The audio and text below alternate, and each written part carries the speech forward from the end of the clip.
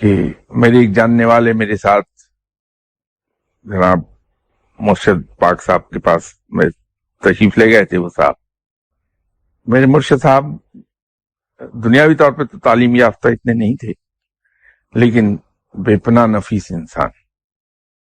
انہیں یہ احساس تھا کہ وہ میرے دوست ہیں تو ان کی خاتم مدارات انہوں نے کی. فقیر آدمی تھے، لمبا چوڑا اہتمام تو ہو نہیں سکتا کیونکہ سنت کے خلاف ہے.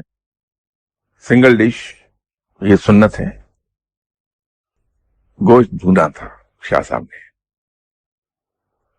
پنجاب کی روایات کے مطابق دیسی بکرے کا گوشت دیسی گھی میں بھون کے پیش کیا ان کو کھانے کے لیے، میرے مہمان کو. وہ سب کھا رہے تھے تو انہوں نے بڑے شاہ صاحب سے ایک سوال پوچھا. جو ان صاحب نے شاہ صاحب سے پوچھا کہ حضور سنا ہے فقیر مہمانوں کو تو بہت اچھا کھانا کھلاتے ہیں لیکن خود مرچیں گھول کے اس سے روٹی کھا لیتے ہیں. کہ اس شخص نے سوال نہیں پوچھا تھا، طنز کی تھی. شاہ صاحب ہمارے ساتھ کھانا کھا رہے تھے، وہی بنا ہوا گوشت. تو شاہ صاحب نے بڑا خوبصورت جواب دیا کہ میاں مجھے تو یہ سب نہیں معلوم کہ فقیر کیا کرتے ہیں.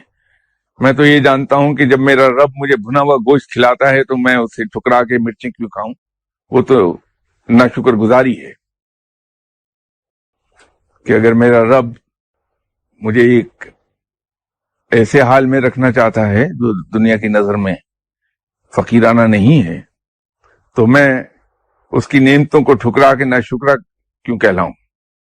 اگر رب تعالی ہم پر اپنی رحمتیں نازل فرما رہا ہے، نعمتیں اپنی نازل فرما رہا ہے، تو ان نعمتوں کا اظہار آپ صلی اللہ علیہ وسلم کے حکم کے مطابق ہمارے ظاہر سے ہونا چاہیے.